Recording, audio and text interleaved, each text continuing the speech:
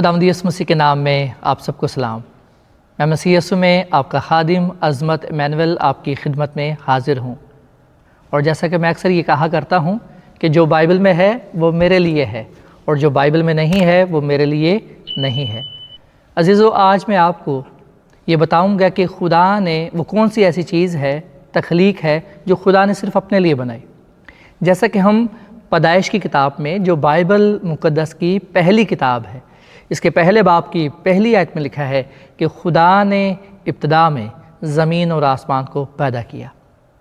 अज़ीज़ों, हम जानते हैं कि खुदा ने पहले दिन रोशनी बनाई, दूसरे दिन खुदा ने फ़िज़ा बनाई, तीसरे दिन खुदा ने ज़मीन बनाई और चौथे दिन खुदा ने चाँद, सूरज और सितारे बनाए।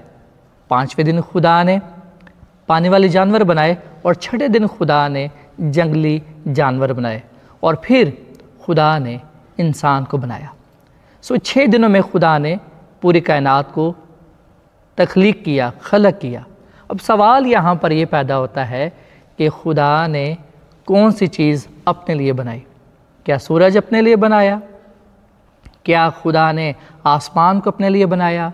जो दरख्त थे, फूल थे, मछलियाँ थीं, जंगली जानवर थे, क्या खुदा ने वो सब अपने लिए बनाए? हरगिज़ नहीं। खुदा ने सिर्फ़ और सिर्फ इंसान को अपने लिए बनाया। इसका मतलब है कि खुदा इंसान से प्यार करता है, मोहब्बत करता है।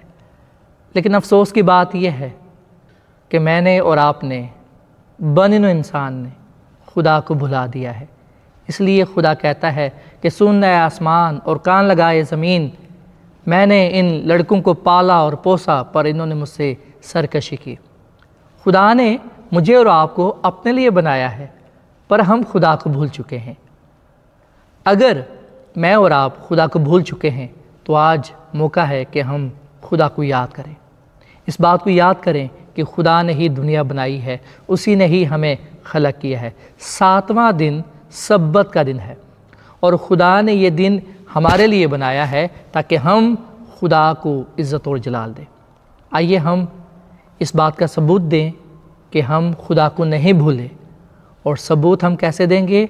जब हम याद करके सब्बत का दिन पाक मानेंगे। इससे ये ज़ाहिर होगा कि हम खुदा को नहीं भूले। अगर मैं और आप सब्बत के दिन खुदा की इबादत नहीं करते तो फिर इसका मतलब है कि हम खुदा को भूल चुके हैं। पर खुदा हमें नहीं भूला, वो आज भी हमें याद करता है। वो आज भी हमें ये कहता है कि मेरे पास वापस आ जा, क्योंकि मैंने तेरा फ़िदिया दिया है। सो मेरे अज़ीज़ों, आखिर में मैं आपसे यही इल्तमास करूँगा, गुजारिश करूँगा, खुदा की तरफ लौट आएँ, खुदा के पास आएँ। और अगर आप खुदा के पास आते हैं तो आइए हम खुदा की पैरवी करें, अपना आप उसे दें, ताकि खुदावंद हमें कबूल फरमाए और हमें और हमारे ख़ानदान को बरकत पर बरकत दे। खुदावंद हमें इस कलाम के वसीले से बहुत बरकत दे। आइए हम दुआ करें। मसीह यीशु में हमारे ज़िंदा आसमानी बाप, हम तेरा शुक्र अदा करते हैं इस कलाम के लिए जो हमारे कदमों के लिए चिराग और राह के लिए रोशनी है। और आज हमने इस बात को जाना कि तूने इंसान को अपने लिए बनाया ताकि इंसान तेरी इबादत करे। ऐ खुदावंद, हम जो दुनिया में गुम हो गए हैं, फ़ज़ल दे के हम दुनियादारी को छोड़कर तेरी तरफ रजू लाएँ और तुझे अपना खालिक और मालिक कबूल करें।